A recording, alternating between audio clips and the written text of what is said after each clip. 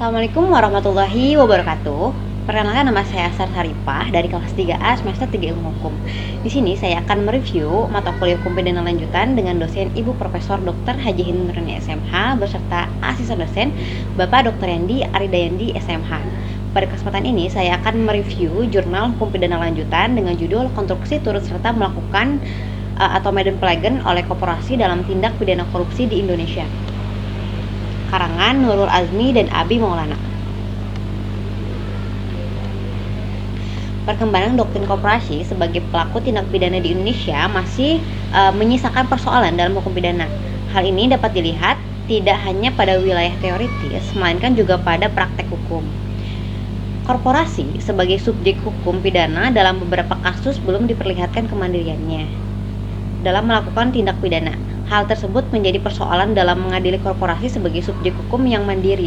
Bahkan dalam beberapa putusan pengadilan belum memiliki kesamaan pola dalam menentukan keterlibatan korporasi dalam tindak pidana, khususnya pada tindak pidana korupsi. Dalam kasus PT Giri Jaradi Wana misalnya, majelis hakim menentukan perbuatan korporasi pada perbuatan yang dilakukan oleh personil pengendali atau directing mind korporasi, yaitu Stefanus Wijagdo bin Suraji Sastrawiryo dan Dr. Jiptomo dalam kedudukannya sebagai Direktur Utama dan Direktur PT GJW.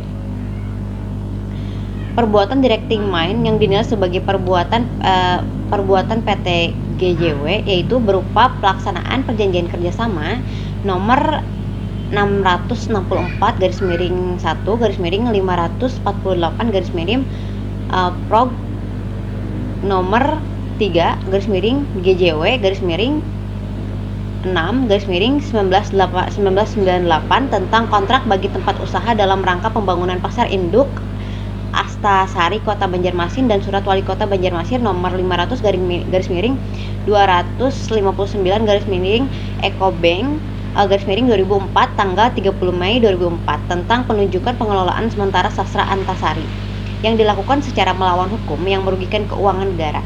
Atas dasar hal ini, perbuatan direksi Mind telah cukup mewakili perbuatan korporasi manakala perbuatan tersebut dilakukan dalam lingkup kegiatan usaha korporasi dan memberi keuntungan bagi korporasi. Kendati pun demikian, Stefanus Wijagdo bin Suraji dalam kapasitasnya sebagai Direktur Utama juga dinyatakan bersalah melakukan perbuatan tersebut. Dengan kata lain, korporasi dinyatakan bersalah atas perbuatan yang sama dengan perbuatan pengurus. Hal ini seolah-olah terjadi satu tindak pidana dengan membebankan pertanggungjawaban ganda, yaitu kepada Direktur Utama dan korporasi. Padahal menurut Wirjono, rumusan pada tiap tindak pidana hanya ada seorang pelaku yang akan kena hukuman pidana, sekalipun rumusan dalam tiap pasal tersebut diperluas dengan ajaran penyertaan, namun tetap mensyaratkan adanya peranan masing-masing peserta. Antara satu peserta dengan peserta lainnya memiliki kontribusi yang berbeda dalam mewujudkan tindak pidana. Sementara itu, putusan lain yang juga telah menjerat korporasi adalah putusan nomor 65/pidana TPK /2016/PN Bandung yang melibatkan PT Cakrawala Nusa Dimensi. Dalam perkara ini, majelis hakim tidak melihat perbuatan direksi Mind sebagai bentuk perbuatan korporasi, melainkan melihat pada keputusan kolektif yang dihasilkan oleh para pengurus. Keputusan kolektif oleh para pengurus dinilai sudah cukup untuk membebankan pertanggungjawaban pidana kepada korporasi tanpa melihat kontribusi pihak-pihak yang terlibat dalam perbuatan kolektif tersebut. Sehingga para pengurus yang terlibat pada terbitnya keputusan yang keliru dan melawan hukum tidak dinilai sebagai perbuatan tindak pidana.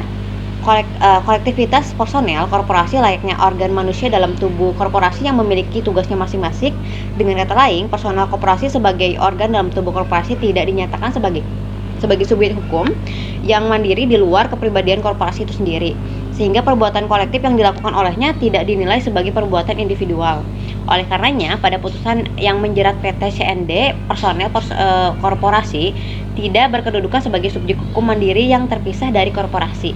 Sekalipun dalam perkara tersebut telah disebutkan bagaimana peranan masing-masing personel korporasi, yaitu Direktur Utama, Direktur, dan General Manager saling menyetujui dan mengeluarkan suatu putusan yang bersifat melawan hukum dan menimbulkan kerugian bagi negara. Sekian review mata kuliah hukum pidana pada minggu ini. Mohon maaf bila ada kesalahan. Wabillahi taufiq wal hidayah. Wassalamualaikum warahmatullahi wabarakatuh.